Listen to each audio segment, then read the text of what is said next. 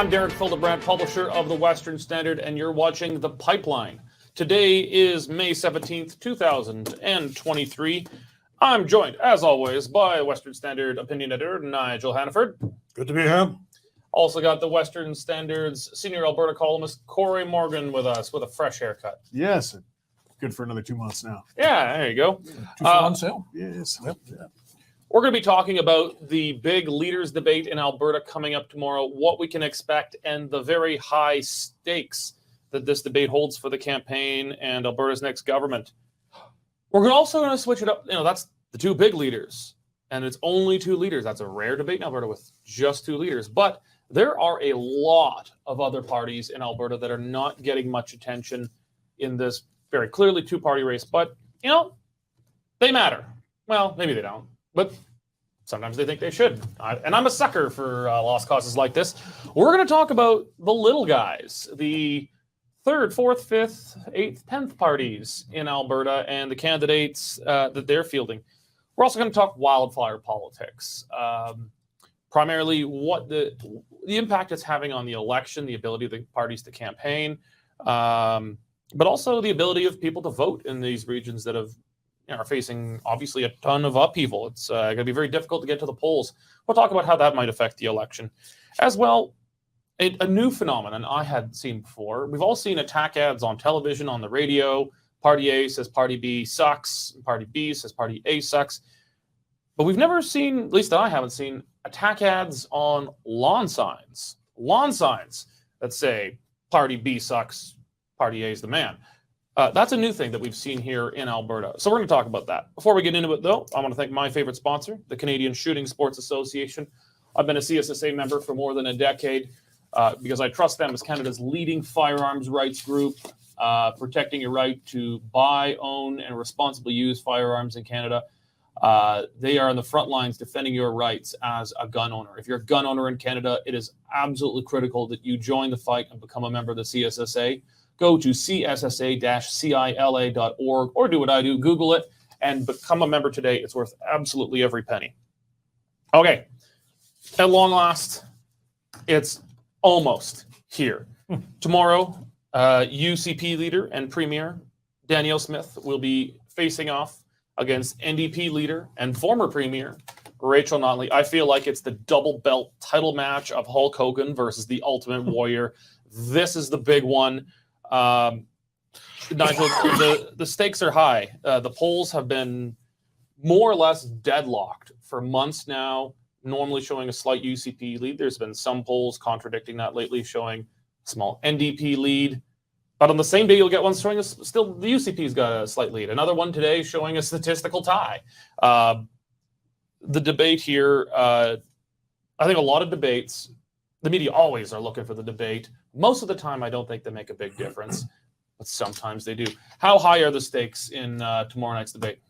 Oh, how high do you want to make them? I mean, obviously, there's a lot on the line for each of the individual party leaders and their followers, but two very, very different worldviews at war with each other here. You have the NDP, which, let's face it, is a socialist collectivist type of approach to politics, very woke, and you have the UCP, which is not any of those things. They're very committed to economic growth, putting more money in the pockets of individual people, and importantly, letting them follow their own dreams to build the life they want to build. Well, I know, but I know there's differences between these parties, but I'm talking in an electoral sense for this election.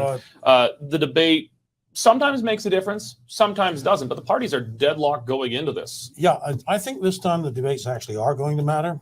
Just checking some numbers here, and it seems to me that the public has been somewhat disengaged for the first couple of weeks of this election. And the buzz that I get is that a lot of folks are just sitting on the sidelines until they see the debate. They're all looking for the knockout blow, or the very clear indication that this candidate rather than that candidate has got the royal jelly to carry on do the job. Both of them are experienced. Both of them have been there before.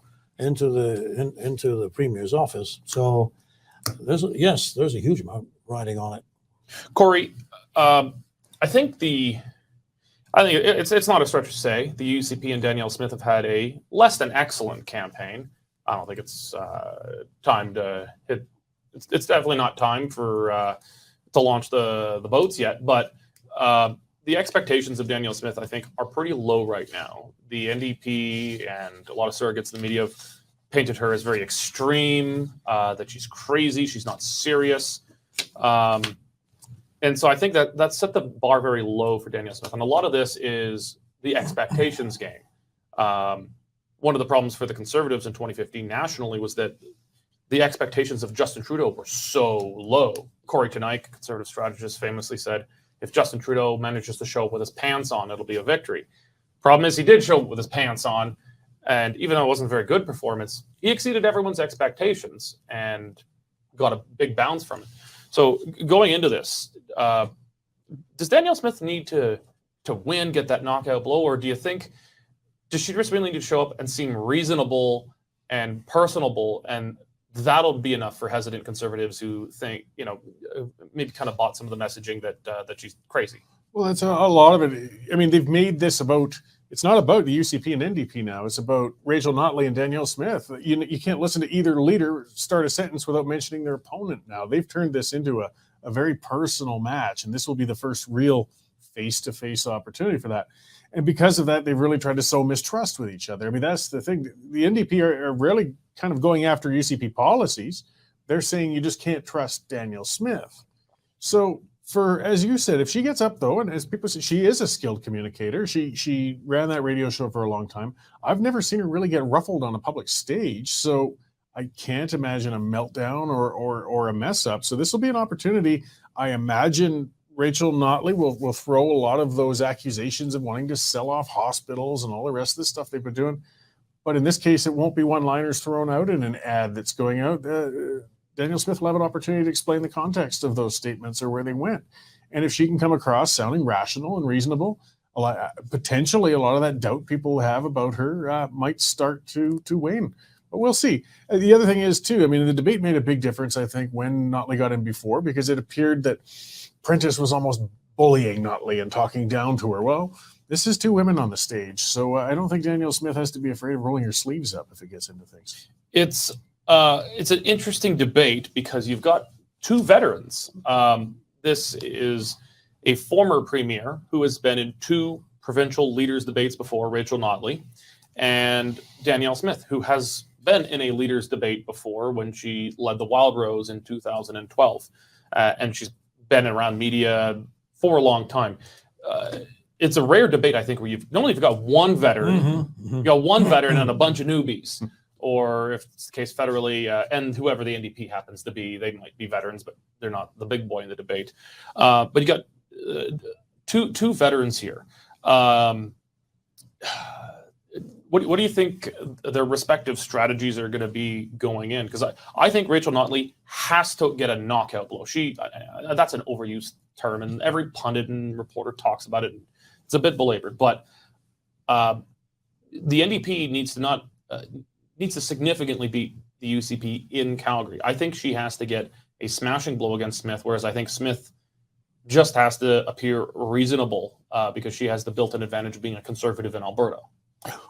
That's exactly right. And I think and I'm sure Rachel Notley is preparing for this, but the danger, given that she's on the attack, is that she can't afford to sound shrill while Danielle Smith is being calm and reasonable and just fending off the attacks. So it's going to require a degree of careful phrasing and modulation of the voice to make sure that she doesn't overdo the attack, because she certainly has to attack. Otherwise, why are you there? But on the other hand, she has that disadvantage. She doesn't want to come on too strong and just incite the sympathy factor for Danielle Smith, which is going to be there. This is, in Canada, the first time I'll have at least seen in my lifetime a one-on-one leaders debate. We've never seen it before. Federally, prior to 1993, it was normally three leaders. You'd have the PC, the Liberal, and the New Democrat. 93, that blew up. You had Reform in there. You had the Bloc in there. Eventually, Reform goes away, but then we have Green. We've gotten used to these big leaders debates. In Alberta, we've had normally three, often four. But this time, it's just two.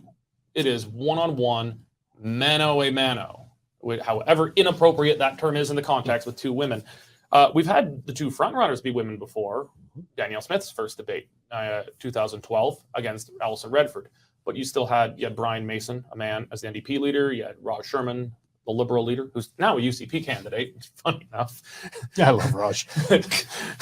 Yeah, Raj against the machine. But it's just woman on woman. Cory, how do you think that's going to change the dynamics of the debate? Well, as I said, it takes out the bullying factor in the sense. I mean, they're sort of equals upon the stage. So you can't say one's taking advantage of the other. There is a risk, whether it's unfair or not, as Nigel pointed out, though, is a woman coming off too strongly can be considered to be shrill and can be labeled as such. I know, it's just an unfairness of gender life, but so they both have to take care with that. And in looking for, I guess, the proverbial knockout blow, I don't expect it because both of them are so experienced as they are. The only really one I can remember seeing in Canada, they always talk about one, but Turner and Mulrooney, we got to go that far back to really see a debate where there was just where somebody was sweating and put right out of sorts, and that was the end of the debate for him. But aside from that, you don't see them very often. And when you get two such experienced operators, I think they're going to go at it hard, but I don't know if we're going to see any big outstanding breakdowns. Okay. But I think Notley has to win solidly. Now, it doesn't always have to take the form of the John Turner, Brian Mulrooney full-on knockout, but you had 2015 where it was actually more of Prentice knocking himself out. It wasn't, Notley came across as personable and smiling, knowledgeable-ish, kind of newer. She doesn't come across like that anymore. So that's going to be harder. I don't know. She's seasoned. She's going to be practicing for it. I mean, they've probably glued a smile onto her face for now. She'll have like the Joker smile on her here. She might come across that way. But in 2015, it was kind of Prentice more or less just stepping on rakes the whole time that made him lose it. Okay. I think one thing, by the way, that is going to again be to Rachel Notley's disadvantage is that she can't throw out those patently false accusations that they're going to take away your pension or anything like that, because Danielle Smith is right; they can rebut it right there on the spot. Well, you can, and these false things you say, they're almost going to be based in some reality. No, Danielle Smith has not said she's going to take away your pensions. She has said she wants to pull out of the CPP and replace it with an Alberta pension plan. Now, they're not putting that in the front window of the shop right now, but they've said that is something they intend to do. So it's based on something and perverted into something that it is not. But then you kind of get into a he said, she said. And I don't know. She has an opportunity anyone can come on explain exactly what she means. That's going to be helpful. Yeah. Mono a mono here, or whatever we call it when it's two ladies. But there are a lot of other parties here that we should talk about. Well, let's start with the last.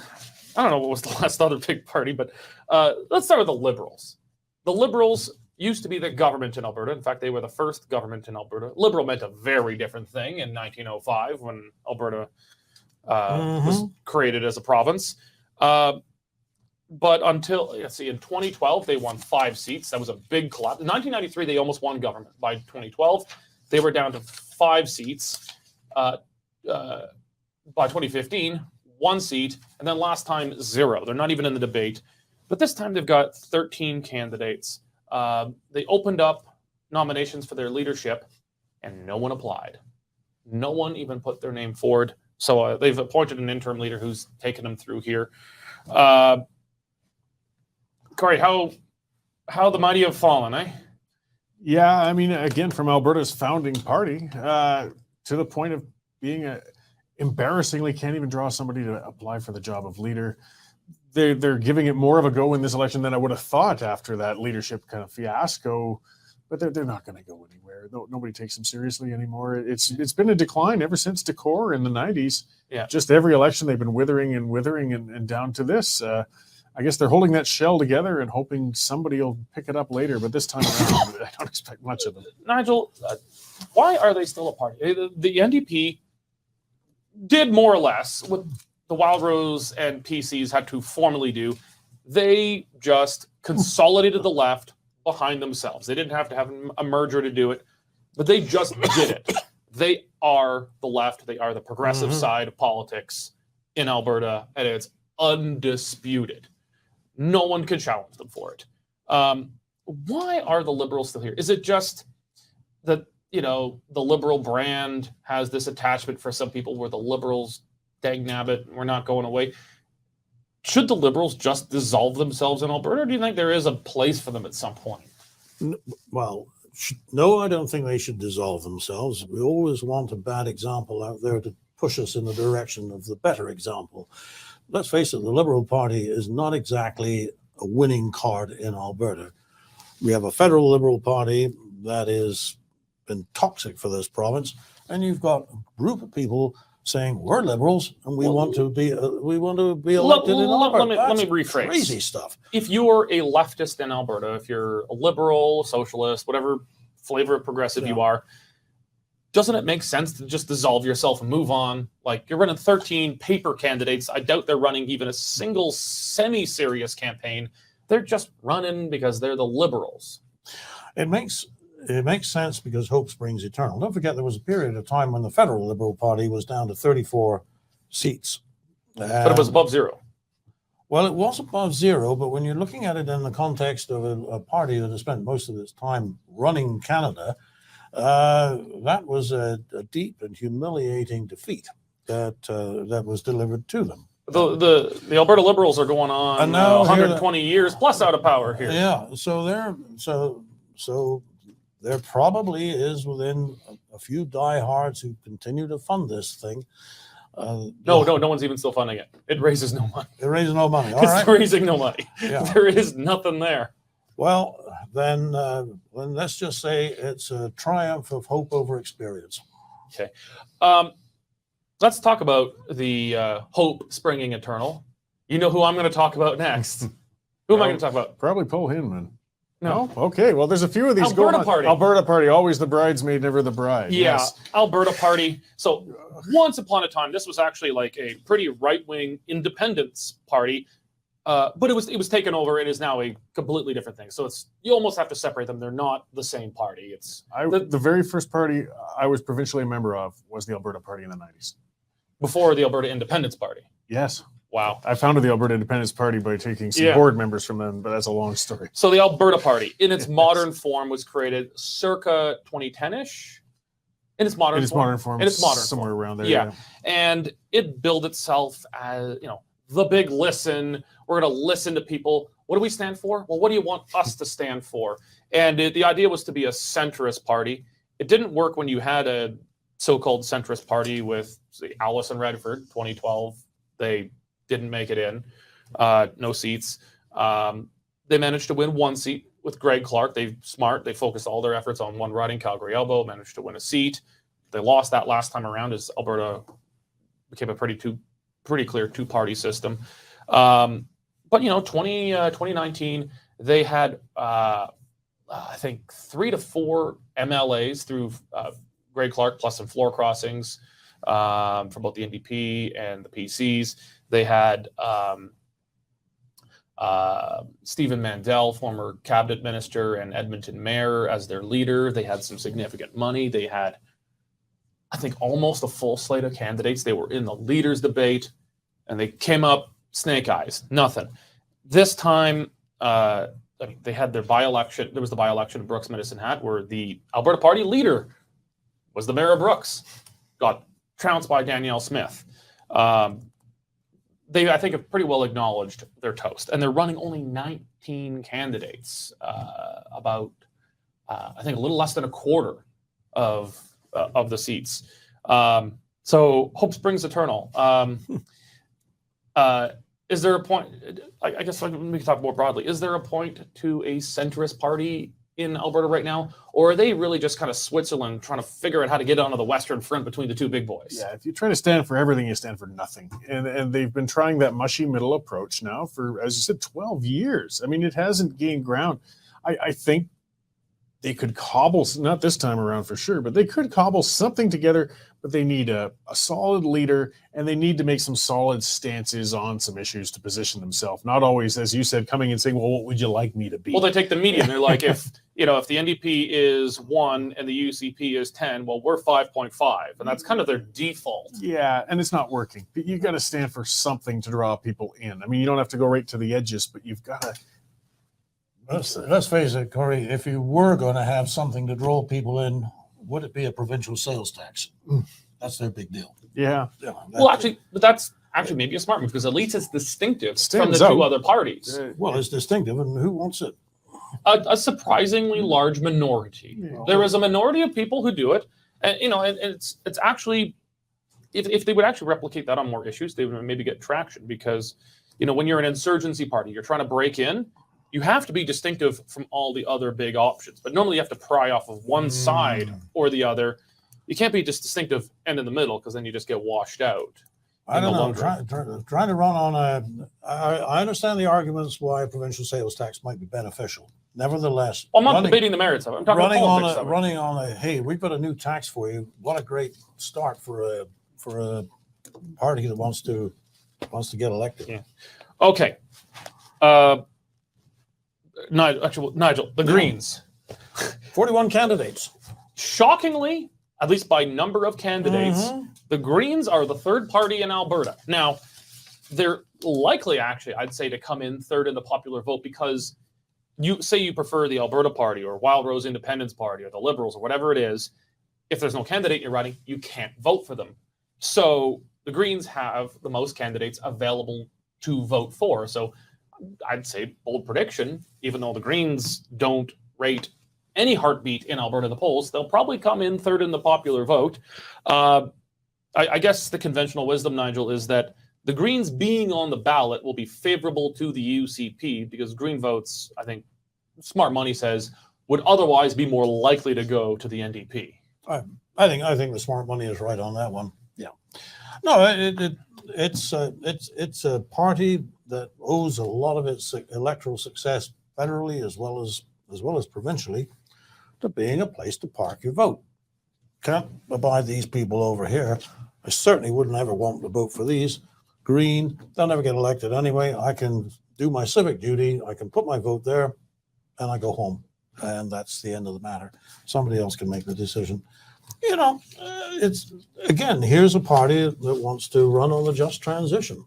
And that's basically a way to turn good paying jobs into bad paying jobs, not a vote winner. So, Corey, if try to put yourself in the shoes of a pretty hardcore Greenie voter in Alberta, and there are some, they exist. What do you think you do? I mean, you got, Rachel Notley, as hardcore she is on some of this stuff, by the standards of New Democrats nationally, a lot of national New Democrats, say West Coast New Democrats and Ontario New Democrats, consider her a sellout to big oil. I mean, that's baffling to many here in Alberta, but outside of Alberta, the fact that she doesn't believe in shutting down the industry tomorrow night, that she supported the Trans Mountain expansion. She opposed the construction of other Alberta pipelines, but there was at least one that she supported the construction of. What do you do? Do you vote Green, which is like, I'm sending a message that I'm really concerned about the environment? Or are you going to say, okay, Rachel Notley is a bit weak sauce for my Green credentials, but I mean, it's Alberta for God's sakes, and she gave us a carbon tax. What do you do? Well, if somebody's that ideologically driven, the true, absolute, shut in the. Well, I'm not saying somebody who's like off the, living in the woods like. Well, no, that's the irony of those people. They're usually living in Kensington in a nice house that they inherited, but they still somehow feel we could shut down the oil field and close those things in. I think they would park their vote with the Greens, just on principle, and rather knowing that they're not going to win, but they're registering their message and their thoughts on it. As well as Nigel said, they're a safe place just to make your mark, make your protest. So they'll grab that bit. And as you said, they got 41 candidates. So yeah, they'll probably check off that rank of third. Who knows? That might give them the shell to start filling that void the Liberals and the Alberta Party just can't seem to find out there. Maybe the Greens will carve a little corner, but it'll always be a little one. You know, I can think of a lot of places where the NDP is the default choice, and I can think of a lot of places where the UCP is the default choice. I can't think of a single place where I say, oh, you know, the Greens, that just fits that community Outside so of Salt Spring Island. Yeah, there's well. nothing here in That's Alberta. right. It's, Okay, well, the next four parties we're going to deal with kind of together. It's the constellation of call it the dissident right. And, you know, some of us got a soft spot for it, but I think it's not too controversial to say it's not their time. So in here, we've got four parties. We've got the Wild Rose Independence Party. And boy, that has busted from, say, a year and a half ago. A year and a half ago, the Wild Rose Independence Party was running about 15% in the polls, with Jason Kenney still as UCP leader. With his resignation and Danielle Smith coming in, that support evaporated. The party had massive internal turmoil, as small parties full of very individualist people tend to do. They kicked out their leader, Paul Hinman. And then I think post-Sovereignty Act, I think speaking to a lot of their own senior activists, they more or less said, okay, that's not our time.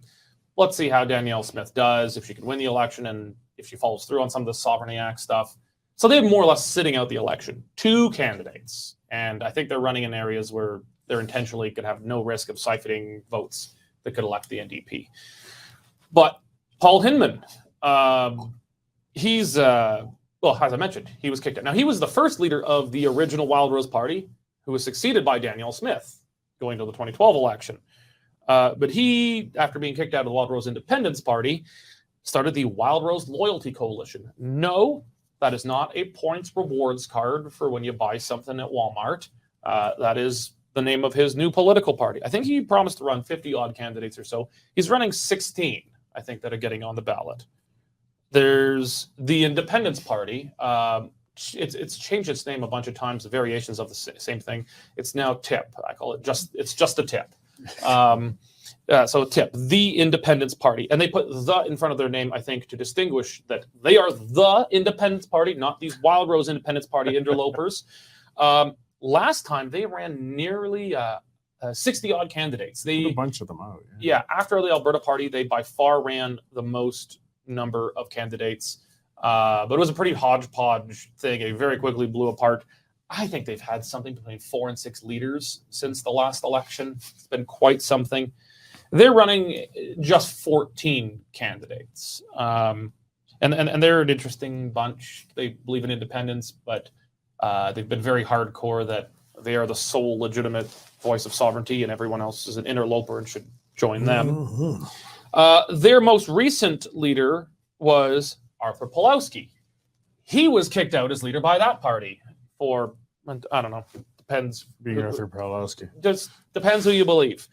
And he is channeling his inner Polish anti-communist by founding the Solidarity Movement of Alberta. And they are running 38 candidates. So there's 4 of these parties here. None of which have any hope whatsoever of winning a seat here. None of them are going to be in the debate. None of them have any kind of money. I don't think you're going to see much here. We'll start with you, Nigel, though. What do you think the chances are that any of them could legitimately play spoiler? In particular, some of the close Calgary races, Edmonton donut races. Okay, well, first off, any party that is only running 2 candidates is not going to be a spoiler. Well, I'm talking. So I'm talking combined. You know, there's 2, 16, 14, 38.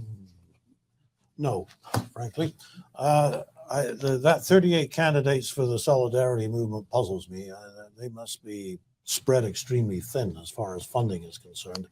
I would expect there'll be virtually no funding, but right. They'll show up on the ballot and they'll go to the local candidates debates. Yeah. I can't see it, but what I do see, and we talked about this morning at the meeting. We get frustrated with people who take no interest in politics. You know, people say, "Oh, I'm not interested in politics." Well, politics is still interested in you, sir. So, are you going to be involved, or are you going to sit on the sidelines? I don't know whether there is anybody in that group who a responsible person could vote for. But I tell you what, I got to hand it to them that they get out there say what they think, start a party, go through the process, satisfy Alberta elections that they are in fact legitimate, follow the rules, and put themselves out there and say, this is what we think, this is what we would do, vote for us. I respect that. Cory, I'm a sucker for these lost causes. Hey, I'm no stranger to fringe parties. Yeah, we've both done it. But do you think they can make any impact? I mean, none of them are getting in the debate. No one's even close to getting in the debate. But do you think they, depending on where they are, they could end up playing spoiler in some really close races? It would have to be very, very close ones. I think most of these guys are going to struggle to break 1%, though in some constituencies, it might be a 1% spread that chooses them. But, it would be the outlying things. And if it was that amount of people who didn't like one candidate or the other, chances are they would have stayed home or not voted for the, UCP or NDP candidate anyhow. They're I guess trying, to keep oxygen within those things. It's not like before. There's not room for a third party right now. This election has become such a UCP, NDP thing. It's almost impossible for any of them to grab a little bit of air and form a base. Because, they're all hoping they were, the whole progression. The Alberta Alliance turned to the Wildrose Alliance, turned to the Wildrose Party, turned to the UCP. And in a convoluted way, that little seed kind of came to power. But it took 14 years and a lot of elections. And it almost broke up again. Yeah, so these guys, I think, kind of hope for a bit of that. But this election is the best they can hope for is just to hold it together and not really do anything further to blow themselves up. Yeah, it's not just what they say, it's the credibility that if they were elected, what could they do with it? Because sometimes you get somebody say, I agree with that, and that. Straight ticket. Okay. But I'm not voting for you. Well, we've had lots of Wild Rose, 2 parties named Wild Rose on the ballot here, in addition to UCP, which was built largely half by Wild Rose. Let's move it to Wildfires, Wildfire Politics. We're not going to get into the fires themselves. They're obviously terrible and they're destructive, but they're at least by a number of evacuees. It's less evacuees than, say, the 2016 fires that saw Fort McMurray devastated. I was talking to one, I guess, was an MLA until the election was called. He's a candidate again in Northern Alberta. I was talking to him today. His campaign has been suspended for something like 10 days because his constituency is on fire and he's just dealing with that. We've discussed previously on this. I think your only play in a disaster is not to politicize it. By trying to politicize it, I think, no pun intended, you'll get burned. So the best you can do is just try to be a community leader, coordinate things. But I guess let's just talk, Nigel. How much do you think the wildfire has affected the election by requiring Danielle Smith and to a lesser extent Rachel Notley to take time away from campaigning to deal with a disaster? Well, I'm not sure that it's such a bad thing as a leader to be placed in the middle of a disaster and show some leadership. It's worked for others. It is easier when the disaster has already been completed and you are there to show leadership in picking up the pieces. When it is ongoing, as this one is, it's, well, what are you going to do for me next, madam, in this case? That's a slightly different thing. But nevertheless, when it comes down to a contest of character, we've already established that it's Rachel Notley versus Danielle Smith. Who do you like most? It's not about policy. So maybe if you can demonstrate that quality of compassion, empathy, and above all leadership by stepping into the fire zone, being there, encouraging the workers and the people who've been and making suitable provision for those who've been made homeless, then that's actually... I'm not sure there's much advantage in it, though, because, Rachel Notley did fine with the 2016 wildfires. As we've said on the show previously, the politicians follow a script. They're not actually really doing very much. They might have to make a call. But they can blow it during it, and that hasn't happened. So that could be considered... there might not be too much to gain, but you can lose a lot. Yeah, Bush with Katrina was perceived to have blown it. I'm not... Maybe I don't remember. It was a long time ago. But generally, the politician they put on that windbreaker that they all seem to wear. There's a windbreaker encased in glass somewhere, and every mayor and every premier and prime minister smashes that, brings the windbreaker out. They go and they take some pictures as they're nodding, listening to a firefighter or a soldier or policeman or whatever. they follow a script. Better them doing that than standing downtown making another announcement while the half the province is in flames. Sure. But any thoughts about how this might affect some of those northern races, though? Because it's hard to vote or even to make it a priority to vote when your community's on fire. Yeah, and it'll distract people if they're evacuated and living in a fifth wheel or a hotel or a family or friends. If they're really committed to voting, though, Alberta's kind of unique. They can go to any advance poll, no matter where. If you came out of Valley View and you're staying with friends at Edmonton, you can go to an Edmonton advance poll with ID and cast your ballot, and it will be applied in your home constituency. Alberta is making a lot of accommodations. So, I mean, it's not like they'll be prevented. You'll always be within 6 blocks of a polling station. Yeah. Though, again, it might not be the first thing in your mind when you're in the midst of a. And in the north, there is only one competitive riding anyway. And that's the next thing I was going to say. There's not really many. They're all solid UCP. Yeah. The only one that the NDP have any shot at would be Lesser Slave Lake. I think Danielle Larrabee, she was the NDP MLA and minister until 2019. She was defeated in 2019. I think she's running again. Mm-hmm. It's a low population running because it's so big. It's under a special formula. It's got a lot of First Nations in it. And because it's a low population riding, your margin of victory does not necessarily need to be that many votes. It could be a couple hundred votes could make a big swing. So I think that's the only riding affected by the wildfires that is at all competitive here. And again, people have the opportunity to vote outside of there. So, I don't think it'll have a huge impact. Some people talk about, postponing the election or even postponing just those constituencies, but I don't see it being in the cards. I don't think so. Yeah. No. Okay. Let's move on to this one. This one's fun. Our last segment here. NDP Attack Ad Signs. So we've all seen attack ads on television. It's been around, I don't know, since probably the 70s, probably when attack ads really started. We've all seen that. We hear it on the radio.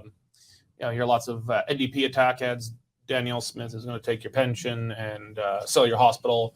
But we have seen positive campaign signs before, beyond just Cory Morgan, crazy fringe party. Beyond that, Wild Rose will put out signs saying fight equalization or something. Like it was, more your party slogans.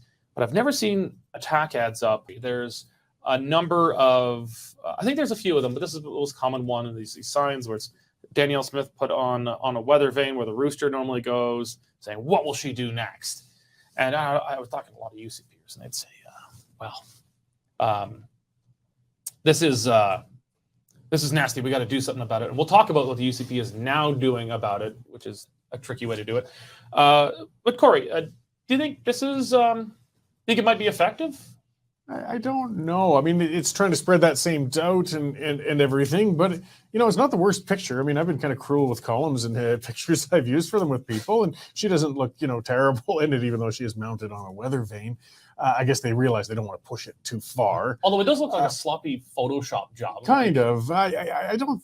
For people, again, already mistrustful or falling for the ads, not so much. But I mean, I've seen people having fun with the, other ones and trying to turn it around. I mean, Notley, I saw somebody was sticking googly eyes on the picture because the other side shows a picture of Notley and saying real leadership. They have two sides to all of those.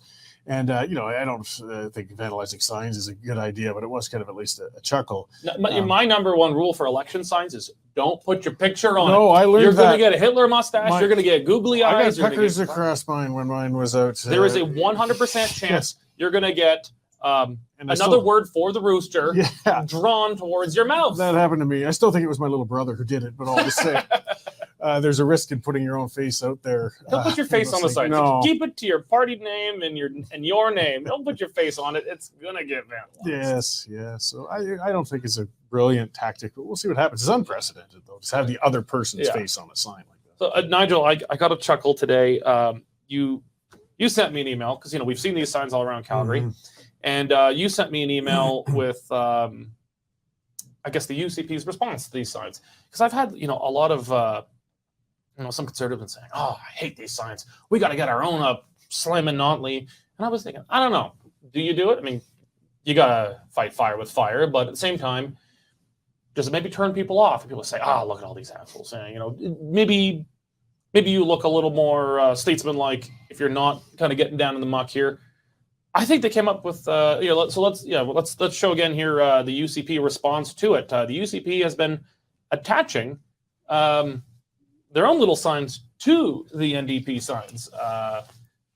Effective? Yep. I think that just a little touch of humor there is clearly an official sign. I mean, the color, So what will she do next? And then UCP attach it to their sign and say, cut taxes. And I bet they've got a number of others. There are things that they're going to do. And every one of those attack ads then gets morphed into some kind of a UCP sign by that. And the NDP are going to be sending people around, take these things off and put up a new one. That makes more work. And so I think there's but somebody obviously had their tongue in their cheek. And this is one of the things I've noticed with the UCP, especially with the stuff that they put out from the Black Ops room. They actually have a sense of humor. People like that. People will pass around their little video clips, and they will pass around. I mean, I thought that the person who sent this this picture that we're looking at now, to me, had taken it himself. No, it turns out the thing's going viral on the internet. So it's just they're quite clever like that, and I have to admire that. People don't want to be yelled at and screamed at. It was definitely sometimes. It was definitely a better response. I mean, it's not as epic. You know what? We'll actually end the show with this. But it reminded me as a much more localized provincial version of the 1988 presidential debate, Reagan and Mondale, where they're going at him for his age, and Reagan made it a joke. Yeah, and that's just so much more effective sometimes than, they're coming at you, they're nailing you, and you growl and drool back at them, and it just leaves a sour taste in everyone's mouth. Mm-hmm. If you could just make it a joke, you laugh it off. Yeah, no, I mean, if the knock on Danielle Smith is her character, well, you diffuse that with humor. Yeah, that is so obvious. All right. Doing it. Well, we're going to leave you with that video. And thank you very much for joining us today. If you're not yet a member of the Western Standard, go to westernstandard.news right now and click on membership to get full access to all Western Standard content. Thank you very much for joining us today. We'll see you tomorrow, actually, at 5:40 for our live coverage of the Alberta leadership debate. Thank you very much, and God bless. Here's an update on commodity prices in Lethbridge for today. Cash barley is steady at $4.07. Feed wheat remains at $4.08, and corn is down $2 at $3.88 per metric ton. In the milling wheat markets, July Minneapolis futures are lower 10 3/4 cents at $8.68 per bushel, with local hard red spring bid for May movement at $10.30 per bushel. Looking at canola, nearby futures slip 10.20 at $7.19 per ton, with delivered values for May movement at $16.08 per bushel. In the pulse markets, nearby red lentil prices are trading at 34 cents per pound, and yellow peas are lower 25 cents at $11.25 per bushel. And in the cattle markets, June live cattle are up 85 cents at $164.73 per hundredweight. For more information on pricing or picked up options, give me a call at 403-394-1711.